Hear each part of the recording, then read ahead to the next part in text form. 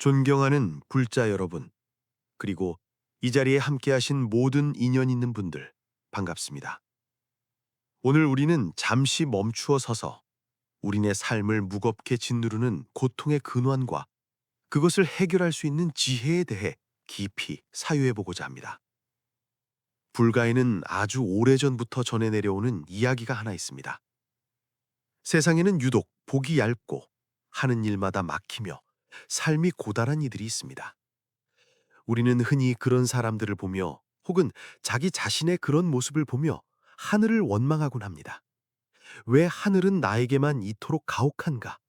왜 나의 운명은 이토록 기구한가? 하고 말이죠. 하지만 도반 여러분, 냉정하게 들릴지 모르겠으나 불법의 거울에 비추어 보면 진실은 다릅니다. 복이 얇은 사람들이 그토록 힘들게 사는 이유는 결코 하늘이 그들을 홀대해서가 아닙니다. 그것은 안타깝게도 그들 스스로 매일 매 순간 자신도 모르는 사이에 두 가지의 지극히 어리석은 짓을 저지르고 있기 때문입니다. 더욱 두려운 것은 그들이 자신이 지금 무엇을 하고 있는지조차 전혀 깨닫지 못하고 있다는 사실입니다. 지장경을 펼쳐보면 우리의 폐부를 찌르는 아주 사무치는 구절이 나옵니다. 남연부재 중생 거지 동념 무불시업 무불시죄. 이 구절을 깊이 음미해 보십시오.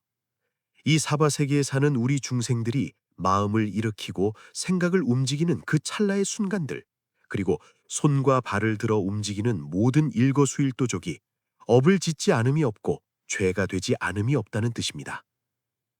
이것이 과연 무슨 의미겠습니까?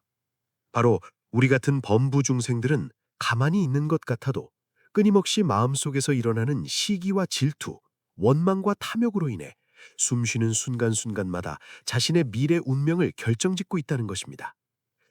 여러분의 스쳐 지나가는 생각 하나, 무심코 내뱉은 말 한마디, 사소한 행동 하나하나가 보이지 않는 세계에서 차곡차곡 쌓여 여러분의 내일을 만들고 여러분의 다음 생을 결정짓고 있습니다. 그러나 이 엄중하고도 무서운 인과의 법칙을 뼈저리게 인식하며 살아가는 사람이 과연 몇이나 되겠습니까? 불법이 바라보는 세계관에서 우리가 흔히 말하는 복보라는 것은 결코 막연하거나 신비로운 미신이 아닙니다. 이것은 지극히 과학적이고 냉철한 우주의 법칙입니다. 비유하자면 복보는 마치 우리가 은행에 넣어둔 예금 통장과도 같습니다. 저축을 하면 잔고가 쌓이고 돈을 찾았으면 잔고가 줄어드는 이치와 한치의 오차도 없습니다. 여러분은 가끔 이런 의문을 품지 않습니까? 나는 왜 금생에 이 부모님 밑에서 태어났을까? 나는 왜 이런 외모와 성격을 가지게 되었을까?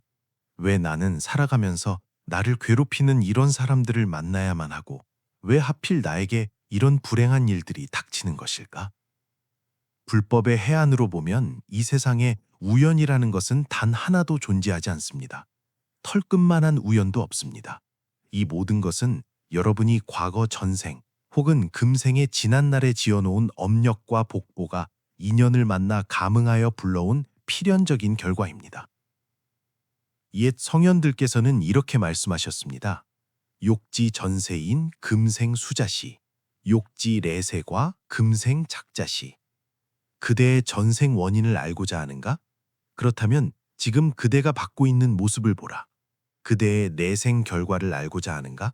그렇다면 지금 그대가 짓고 있는 행위를 보라. 여러분이 지금 겪고 있는 가난, 질병, 인간관계의 고통, 그 모든 것은 과거에 여러분이 심어놓은 씨앗이 자라 열매를 맺은 것입니다. 반대로 여러분이 지금 하고 있는 생각과 행동은 미래에 여러분이 거두어들일 수확물이 됩니다. 이것이 인과요, 이것이 업이며 이것이 복보가 작동하는 대우주의 기본 법칙입니다. 그런데 여기서 정말로 중요한 많은 불자님이 오해하고 계신 결정적인 문제가 하나 있습니다. 대부분의 사람은 복보를 그저 전생에서 가져온 운명 정도로만 생각합니다. 내 팔자가 원래 이러니 어쩌겠어.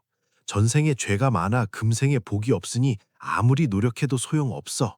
라며 자포자기하고 신세 한탄만 하며 살아갑니다. 이것은 천하에 둘도 없는 오해이자 스스로를 구렁텅이로 몰아넣는 어리석음입니다. 부처님께서는 우리에게 분명히 가르쳐 주셨습니다. 복보는 비록 전생에 밑바탕이 있다 해도 금생의 지어감, 즉 조작이 운명을 바꾸는 핵심 열쇠라고 말입니다. 여러분이 금생에 일으키는 선한 생각 하나, 남을 배려하는 행동 하나는 복보의 통장에 새로운 재물을 채워 넣는 충전입니다. 반대로 여러분이 금생에 품는 악한 마음, 남을 해치고 자신만 이기적으로 챙기려는 행동, 그리고 무심코 저지르는 낭비는 복보의 잔액을 깎아먹는 지출입니다. 문제의 핵심은 바로 여기에 있습니다. 복이 얇고 박복한 사람들은 애초에 복이 없어서가 아닙니다. 그들은 무의식 중에 습관적으로 아주 치명적인 두 가지 방식으로 자신의 복을 몽땅 까먹고 있습니다. 아니, 까먹는 정도가 아니라 미래의 복이 들어올 통로마저 스스로 시멘트로 발라버리듯 막아버리고 있습니다. 고덕께서 이르시기를 수복 불수회 상신 피영락 수회 불수복 나한탁 공발이라 하셨습니다. 복만 닦고 지혜를 닦지 않으면 내 생의 왕실의 코끼리로 태어나 비록 화려한 보석으로 치장은 할지언정 축생의 몸을 벗어나지 못하고 지혜만 닦고 복을 짓지 않으면 비록 아라한의 깨달음을 얻었다 해도 밥을 빌려나가면 아무도 공양하는 이가 없어 빈 그릇만 들게 된다는 뜻입니다. 보십시오. 불법의 세계에서는 복과 지혜 어느 하나도 소홀히 할 수 없습니다. 진정으로 여러분의 복보가 마르지 않고 나날이 증장되기를 원하십니까? 그렇다면 무엇보다 먼저 여러분의 삶 속에서 복을 파괴하고 있는 그 두 가지 어리석은 짓을 당장 멈춰야 합니다. 지금 이 법문을 듣고 계신 여러분, 만약 여러분의 마음속에 진정한 울림이 있고 삶을 변화시키고자 하는 간절함이 있다면 마음속으로 깊이 다짐하며 들어주십시오. 그리고 가능하다면 댓글란에 복회증장이라는 네 글자를 남겨 자신과 가족을 위해 선한 서원의 씨앗을 심어보십시오. 이것은 단순한 글자가 아닙니다. 지금 이 순간 여러분이 우주를 향해 발산하는 선한 파동이며 그 선한 의지 하나가 여러분의 복보은행에 귀한 공덕을 예치하는 첫걸음이 될 것입니다. 그렇다면 도대체 우리를 가난하게 만들고 불행하게 만드는 그 두 가지 치명적인 실수는 무엇일까요? 불문에 전해 내려오는 두 가지의 깊은 이야기를 통해 여러분을 깨달음의 길로 천천히 안내하고자 합니다. 마음을 열고 들어주십시오. 첫 번째 이야기입니다. 시대는 당나라 말기, 장소는 깊은 산세가 굽이치는 종남산 자락입니다.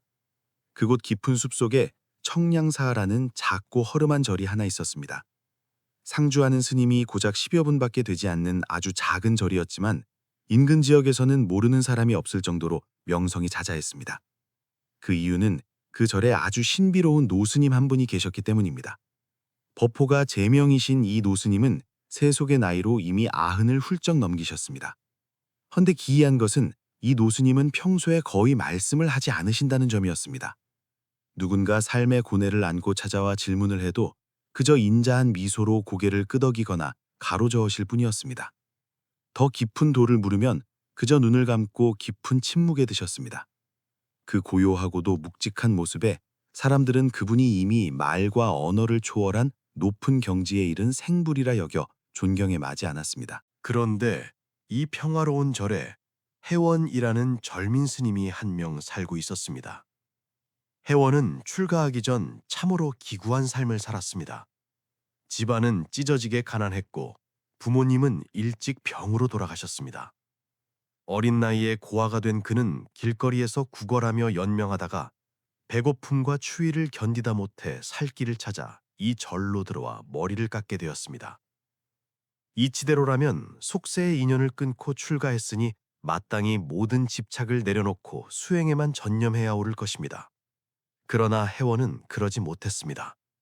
몸에는 가사를 걸쳤으나 마음속에는 자신의 비참한 운명에 대한 분노와 원망이 독버섯처럼 자라나고 있었기 때문입니다.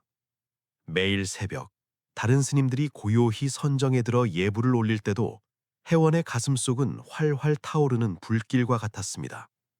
그는 속으로 끊임없이 외쳤습니다. 도대체 왜 나는 이토록 지독하게 박복한가? 남들은 부잣집에서 태어나 호의호식하는데 왜 나는 부모복도 없이 태어나 평생 거짓골을 면치 못했는가? 왜 절에 들어와서도 나는 하는 일마다 꼬이고 남들보다 더 굳은 일만 도맡아 해야 하는가?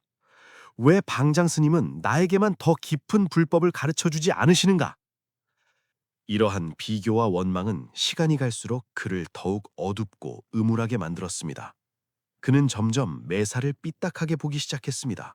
세상 모든 것이 자신의 적처럼 느껴졌습니다. 급기야 그는 일상의 사소한 일에도 짜증을 내고 화를 참지 못했습니다.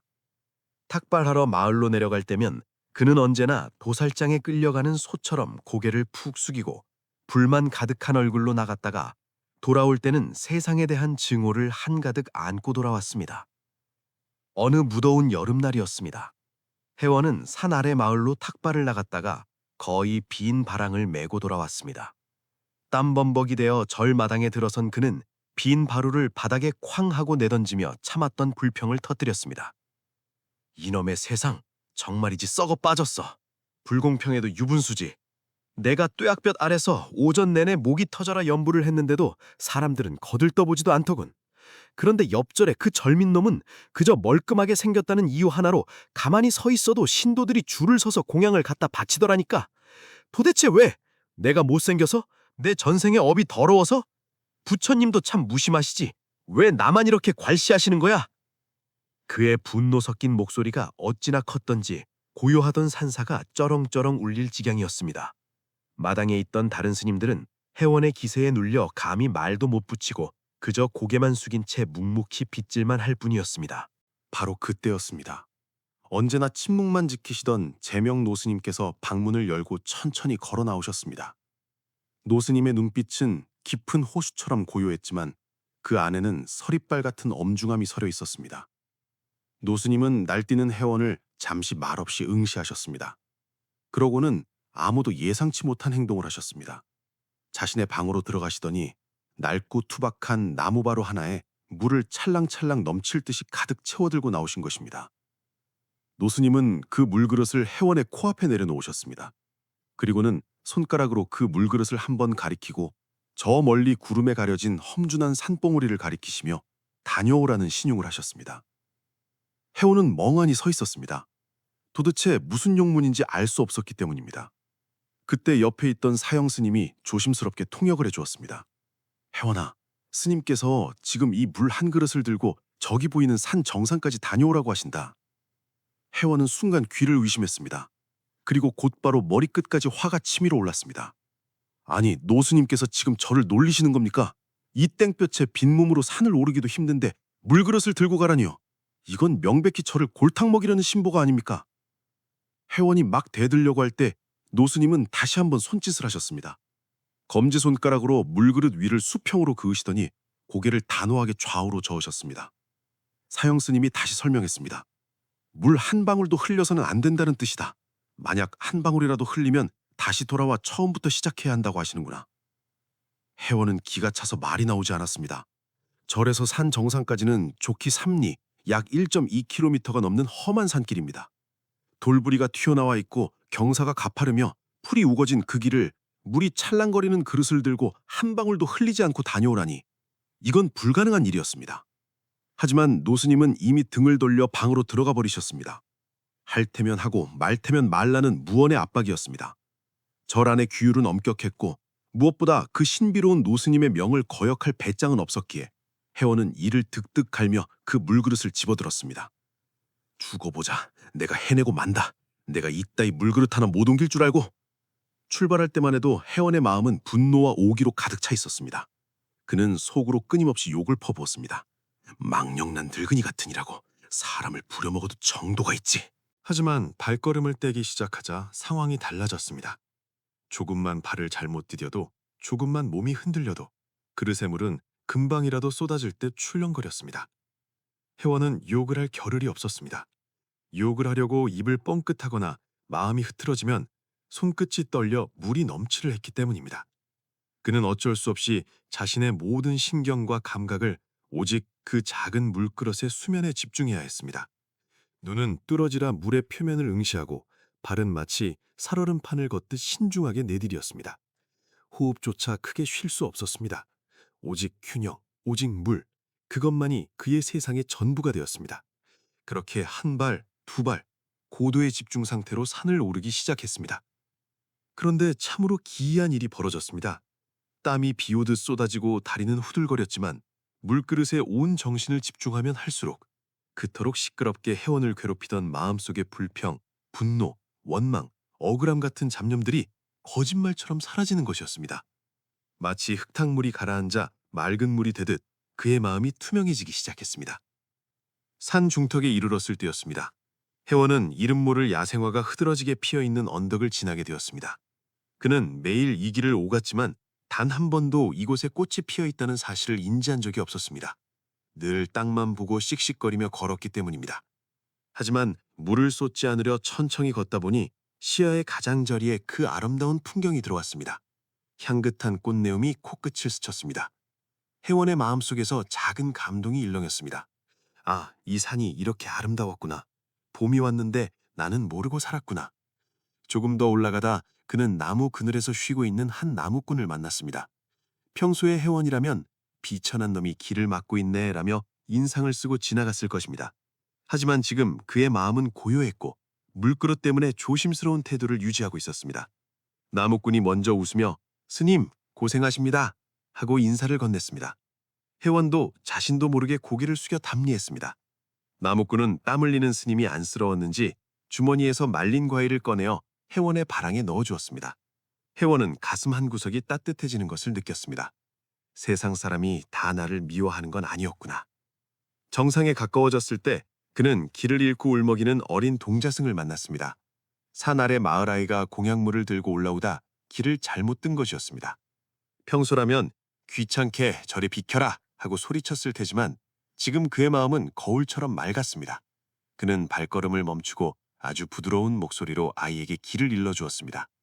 아이는 환하게 웃으며 스님 고맙습니다. 정말 고맙습니다. 하며 몇 번이고 절을 하고 뛰어갔습니다. 그 아이의 맑은 미소가 혜원의 가슴에 박혔습니다.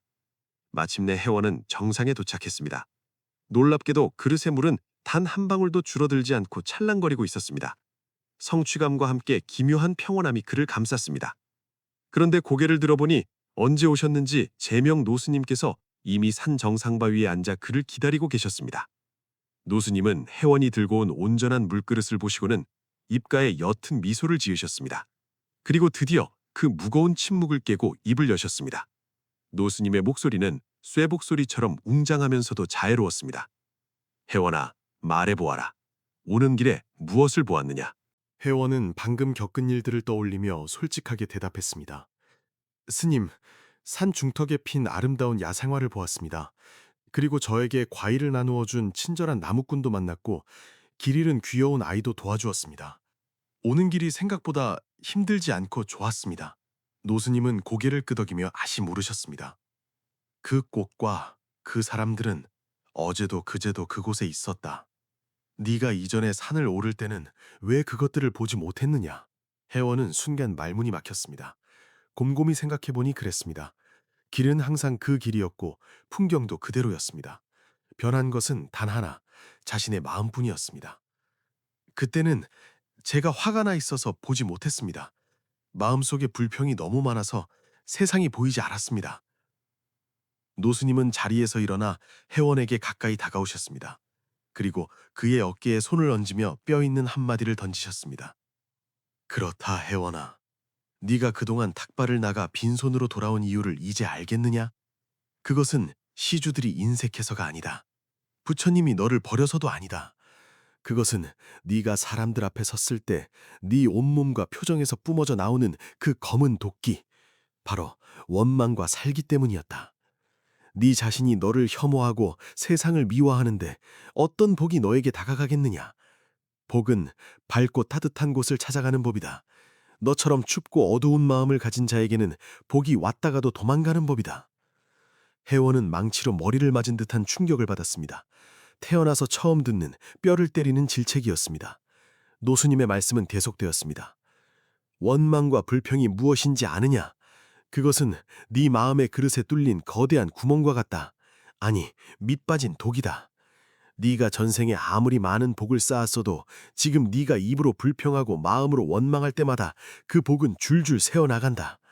한 번 불평하면 한 번의 복이 새고 하루 종일 불평하면 1년치의 복이 사라진다.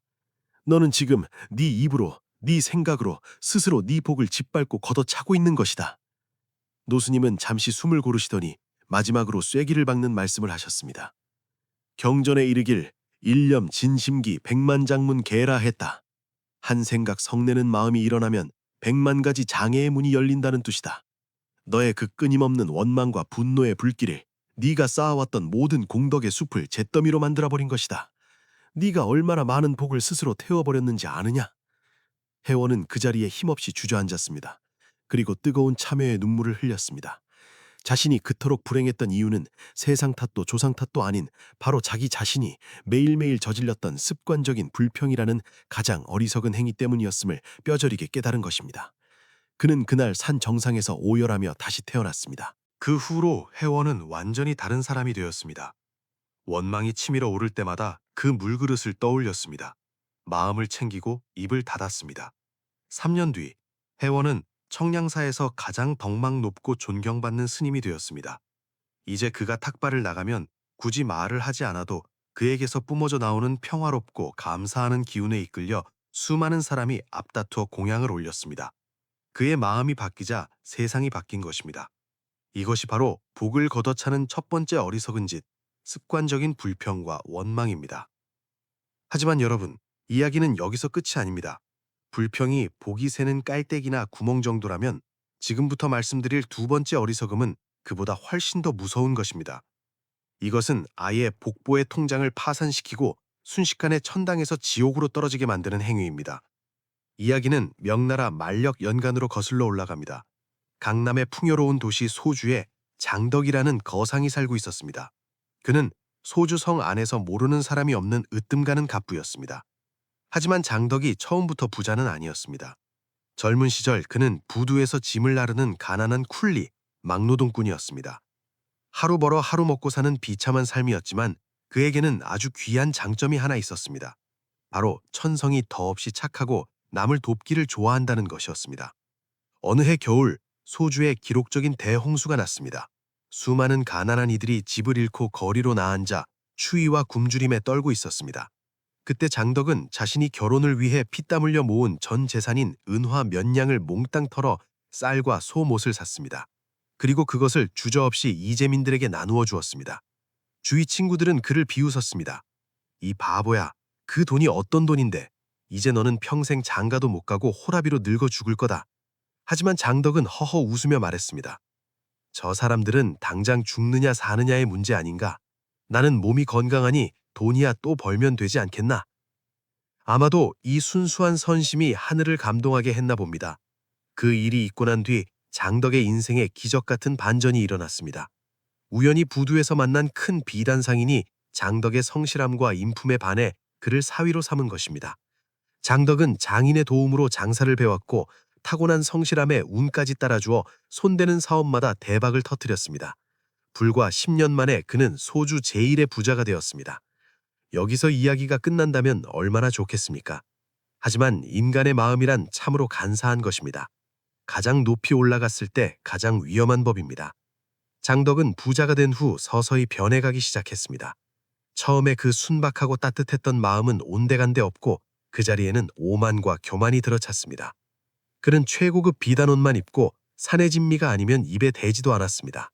음식을 남겨버리는 것을 예사로 알았고 예전에 자신처럼 가난한 사람들을 보면 게을러 빠져서 그렇다며 멸시하고 조롱했습니다. 어느 날 장덕은 소문난 고승인 운공선사가 인근 절에 머물고 있다는 소식을 들었습니다.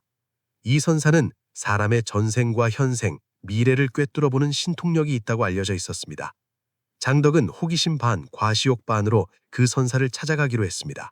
그는 황금으로 장식된 화려한 가마를 타고 수십 면의 하인을 거느리고 요란하게 절에 도착했습니다. 운공선사는 법당에서 조용히 선장에 들어 있었습니다.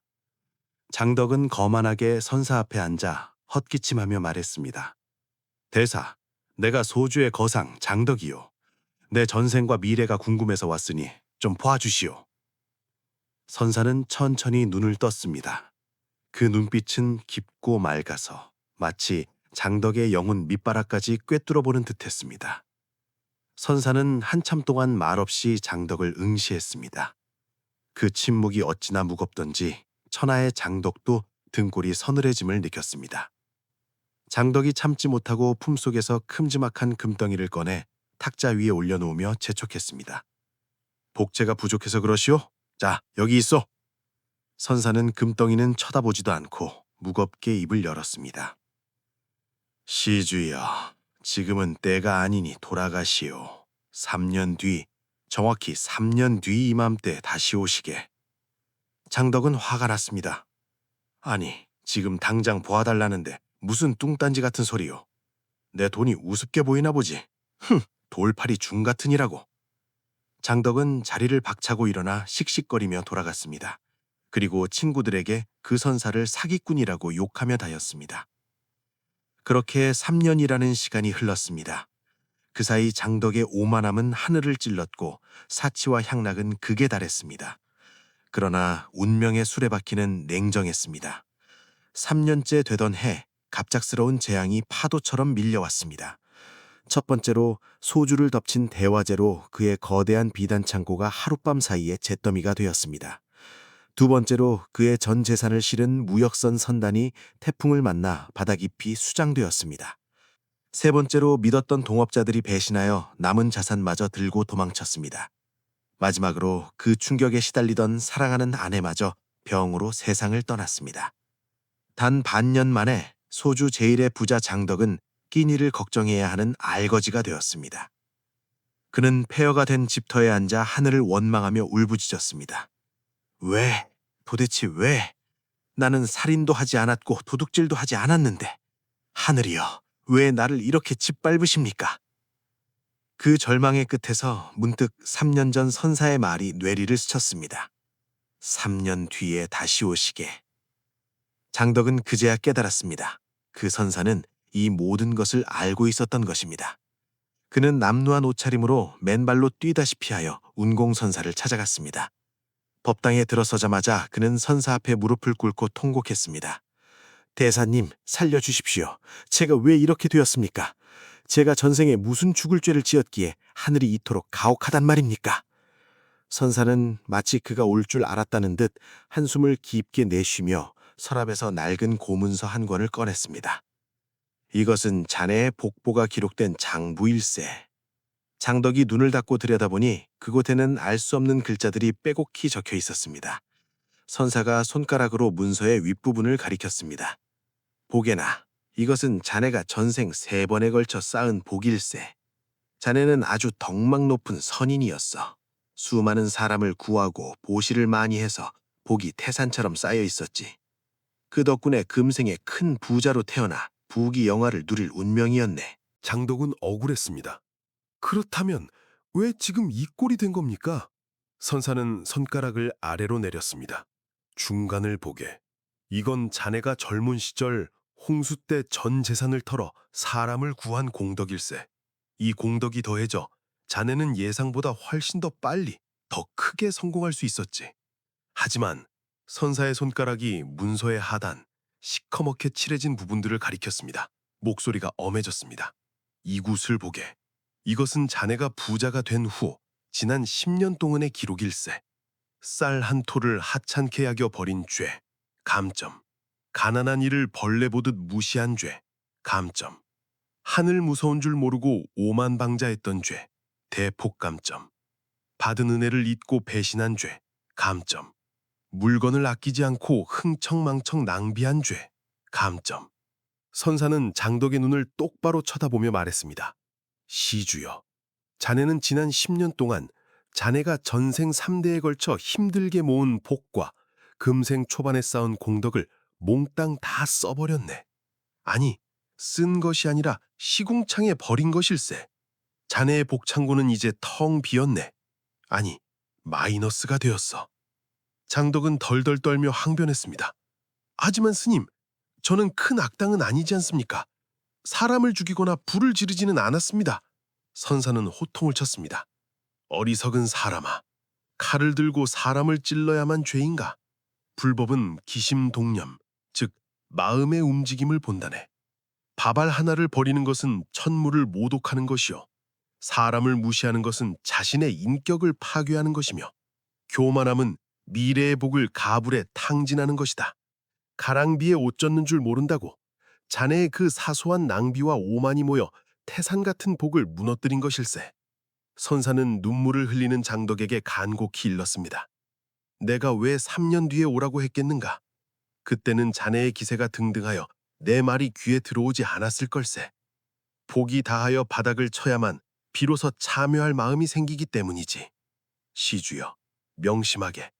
석복, 즉 복을 아낀다는 것은 단순히 구두쇠처럼 돈을 안 쓰는 게 아닐세. 자네에게 주어진 모든 인연, 모든 물건, 자네가 누리는 건강과 평화, 이 모든 것을 부처님 대하듯 귀하게 여기고 감사해야 하는 마음, 그것이 바로 석복일세. 복을 아끼지 않으면 복이 다하는 날, 복진, 반드시 재앙이 닥치는 법이네. 장덕은 그날 밤 새도록 머리를 찌으며 참여했습니다. 그는 운명에 패배한 것이 아니라 바로 복을 아낄 줄 모르는 자신의 어리석음에 패배한 것이었습니다. 그 후 장덕은 완전히 달라졌습니다. 다시 부두로 돌아가 짐을 나르며 쌀 한 톨, 물 한 방울을 귀하게 여겼습니다. 만나는 모든 사람에게 하심하며 공경했습니다. 10년 뒤 그는 다시 일어섰습니다. 예전만큼의 큰 부자는 아니었지만 누구보다 존경받는 상인이 되었고 평안하게 생을 마감했습니다. 이것이 바로 두 번째 어리석은 짓, 복을 아끼지 않고 함부로 낭비하는 것, 부지식복. 사랑하는 불자 여러분, 지금까지 우리는 두 가지 이야기를 들었습니다. 첫 번째는 습관적인 불평이요. 두 번째는 복을 아낄 줄 모르는 마음입니다. 이 두 가지는 서로 다른 것 같지만 그 뿌리는 하나입니다. 바로 우리의 마음입니다. 화엄경에 이르길 심여 공화사, 능화 재세간이라 했습니다. 우리의 마음은 마치 그림을 그리는 화가와 같아서 세상 모든 것을 그려낸다는 말입니다. 여러분의 마음이라는 화가가 불평과 짜증이라는 검은 물감을 쓰면 여러분의 인생 그림은 암흑천지가 될 것이요. 감사와 겸손이라는 밝은 물감을 쓰면 여러분의 인생은 찬란한 극락정토가 될 것입니다. 어떤 분들은 이렇게 물으실 겁니다. 스님, 말씀은 100번 지당하십니다. 하지만 저는 이미 불평이 습관이 되었고 마음이 굳어버려 잘 고쳐지지가 않습니다. 구체적으로 어떻게 해야 합니까? 참으로 좋은 질문입니다. 불법이 위대한 이유는 단지 이론에 그치지 않고 실천할 수 있는 구체적인 방법을 제시하기 때문입니다. 오늘 여러분께 당장 실천할 수 있는 3가지 복을 부르는 비법을 전해드리고자 합니다. 꼭 기억하십시오. 첫째, 전념법, 즉 생각을 돌리는 연습을 하십시오. 불평이 올라오는 그 순간이 바로 수행의 기회입니다. 차가 막혀 짜증이 날 때 즉시 멈춰 라고 외치고 생각을 돌리십시오. 아, 덕분에 차 안에서 조용히 음악을 들을 시간이 생겼네. 감사하다. 직장 상사가 나를 꾸짖어 화가 날 때 생각을 돌리십시오. 이참에 내 부족한 점을 고쳐서 더 성장할 기회다. 감사하다. 몸이 아플 때 원망하는 대신 이 아픔이 내 과거의 업장을 씻어내고 있구나. 내 몸이 나에게 쉬라고 신호를 보내는구나. 감사하다. 처음에는 억지로라도 하십시오. 억지로라도 감사할 거리를 찾아내십시오. 감사의 렌즈로 세상을 보면 마음이 편안해집니다. 그 평온함이 바로 복을 담을 그릇을 넓히는 과정입니다. 둘째, 석복법, 즉 복을 아끼는 생활을 하십시오. 이것은 돈을 쓰지 말라는 게 아닙니다. 대상에 대한 태도를 바꾸라는 것입니다. 밥을 먹을 때 농부의 피땀과 자연의 은혜를 생각하며 한 톨도 남기지 마십시오. 물건을 쓸 때 그것이 마에게 오기까지의 과정을 생각하며 귀하게 다루십시오. 무엇보다 사람을 아끼십시오. 여러분 곁에 있는 가족, 친구, 동료, 스쳐 지나가는 인연들, 그들이 바로 여러분의 복받칩니다. 그들에게 함부로 대하는 것은 여러분의 복을 걷어차는 짓입니다. 그리고 제발 부탁드건대 자랑하지 마십시오. 내가 잘났다고 떠드는 순간 복은 급속도로 빠져나갑니다. 겸손하게 자신을 낮추는 것이야말로 복을 꽉 잠그는 자물쇠입니다. 셋째, 중복법, 즉 적극적으로 복을 지으십시오. 복이 올 때까지 기다리지 마십시오. 여러분이 복을 찾아 나서야 합니다. 거창한 기부나 봉사가 아니어도 됩니다. 일일일선, 하루에 한 가지 선행을 실천하십시오. 엘리베이터를 잡아주는 것, 청소하시는 분께 따뜻한 미소로 인사하는 것, 길에 떨어진 쓰레기를 줍는 것, 인터넷에 악플 대신 선풀을 다는 것. 이 모든 것이 훌륭한 복짓기입니다. 그리고 가장 쉽고도 강력한 방법이 있습니다. 바로 수위 찬탄입니다. 남이 잘 되는 것을 보았을 때 질투하지 말고 진심으로 기뻐해주고 박수 쳐주십시오. 정말 잘 됐다, 축하한다 라고 말해주십시오. 남의 복을 내 일처럼 기뻐해주면 그 사람이 받은 공덕의 일부가 내 것이 됩니다. 이것이 바로 공짜로 복을 얻는 최고의 비결입니다. 존경하는 불자 여러분, 마무리하겠습니다. 복보는 철저히 여러분의 소관입니다. 여러분의 운명은 신이 주사위 놀이하듯 정해주는 게 아닙니다. 바로 여러분의 일념과 일행이 매 순간 창조하고 있는 것입니다. 복이 많은 사람은 운이 좋아서가 아닙니다. 그들은 마음을 지킬 줄 알고 입을 단속할 줄 알고 작은 복이라도 소중히 여길 줄 아는 지혜로운 농부들입니다. 옛말에 명유기조 복자기구라 했습니다. 운명은 나로부터 지어지고 복은 스스로 구하는 것이다. 이 말씀을 가슴에 새기십시오. 불가에는 방아투도 입지성불이라는 말이 있습니다. 백정이라도 칼을 내려놓는 순간 부처가 될 수 있다는 뜻입니다. 과거에 여러분이 얼마나 많은 불평을 했든 얼마나 많은 복을 낭비했든 상관없습니다. 중요하지 않습니다. 중요한 것은 지금입니다. 바로 지금 이 순간 불평의 칼을 내려놓고 감사의 꽃을 드십시오. 낭비의 습관을 버리고 아낌의 미덕을 행하십시오. 그러면 여러분의 삶은 반드시 기필코 변합니다. 더디더라도 반드시 봄은 옵니다. 오늘 이 본문이 여러분의 마음에 작은 등불이 되었기를 간절히 바랍니다. 부디 이 지혜를 잊지 마시고 댁으로 돌아가셔서 꼭 실천해 보십시오. 그리고 주변에 삶이 힘든 이들이 있다면 이 이야기를 나누어 주십시오. 그 또한 큰 공덕이 될 것입니다. 여러분의 가정에 부처님의 자비광명이 항상 비추어 날마다 복과 지혜가 증장되기를 두 손 모아 축원합니다. 성불하십시오. 나무아미타불 관세음보살.